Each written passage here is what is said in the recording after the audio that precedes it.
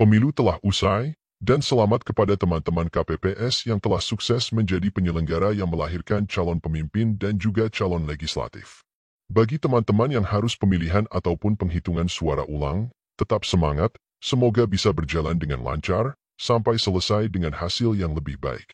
Bagi KPPS dan juga PPS yang saat ini sedang sibuk membuat laporan pertanggungjawaban, berikut kami membuat video contoh buku kas umum yang akan menjadi acuan bagi KPPS untuk membuat bukti-bukti belanja sebagai lampiran laporan pertanggungjawaban Panitia Pemungutan Suara atau PPS. Format laporan pertanggungjawaban dapat di-download pada link deskripsi di video kami sebelumnya.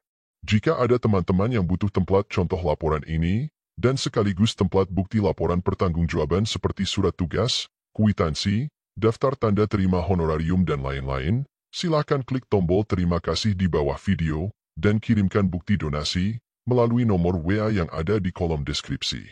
Kami akan kirimkan semua format melalui nomor WA. Ya, ini adalah bukti buku kas umum dari salah satu TPS. Buku kas umum ini disusun untuk dasar di dalam pembuatan bukti-bukti belanja. Nah, buku kas umum ini bisa disusun seperti ini, bisa juga disusun di dalam bentuk RAB atau RAP. Tapi sekali lagi, bagi KPPS yang membuat ini semata-mata hanyalah sebagai bukti atau cara agar teman-teman KPPS bisa membuat atau menyusun lampiran-lampiran SPJ berupa nota, kwitansi, dan daftar tanda terima, dan lain sebagainya. Langsung saja saya bacakan. Yang pertama yaitu pada tanggal 5 bulan 2 tahun 2024 mengikuti rapat pemantapan KPPS yang diadakan oleh Panitia Pemungutan Suara atau PPS yang diikuti oleh 2 orang, dan kemudian setiap 1 orang diberikan uang transportasi senilai 150.000. Jadi karena diikuti 2 orang sehingga jumlahnya menjadi 300.000.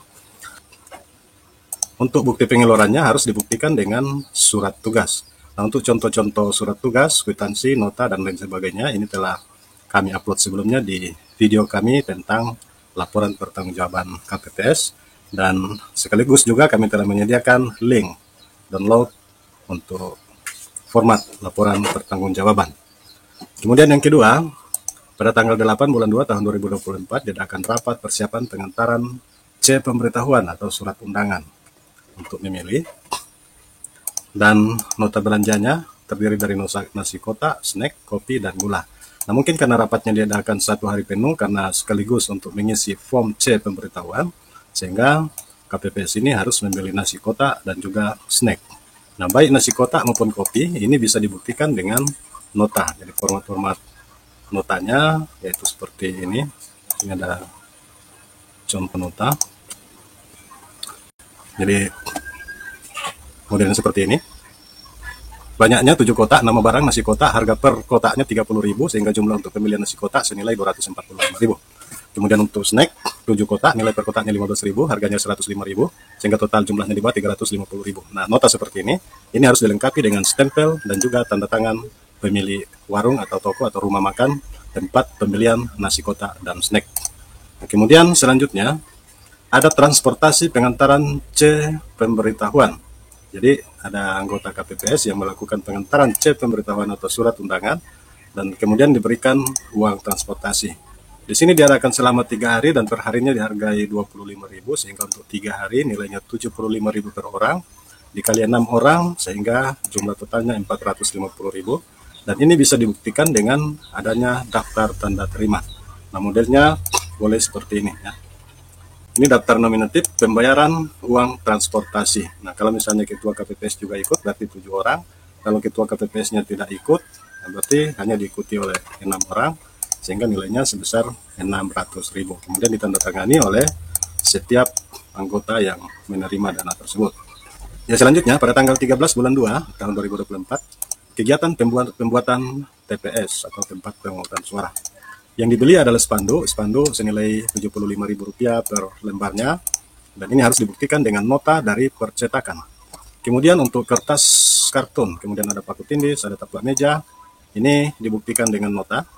Kemudian pembelian pulsa PLN 1 paket, ini untuk pulsa di tempat pemungutan suara senilai Rp52.000. Ini bisa dibuktikan dengan nota, bisa juga dibuktikan dengan kwitansi pembayaran kepada warga yang mempunyai meteran di mana teman-teman KPPS menarik strom lampu yang digunakan pada hari H. Kemudian selanjutnya kabel, balon lampu, kemudian ada stop kontak, dan semuanya ini karena dibeli di toko maka harus dibuktikan dengan nota toko. Dan kemudian baterai untuk mic, kemudian mistar, gunting, ini juga harus dibuktikan dengan nota. Nah, kemudian ada transportasi pengangkutan meja dan kursi. Jadi teman-teman KPPS ketika membuat TPS tentu saja butuh meja dan butuh kursi. Dan untuk pengangkutannya ini tentu saja butuh dana. Dan ini harus dibuktikan dengan adanya kwitansi. Nah, model kwitansi yang dipakai itu model kwitansi yang telah dibuat oleh KPU. Jadi bukan kwitansi yang dibeli di toko, tetapi format kwitansi yang memang telah disediakan.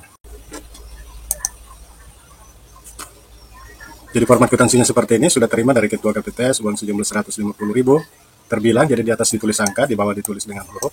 Untuk pembayaran biaya red pengangkutan peralatan TPS.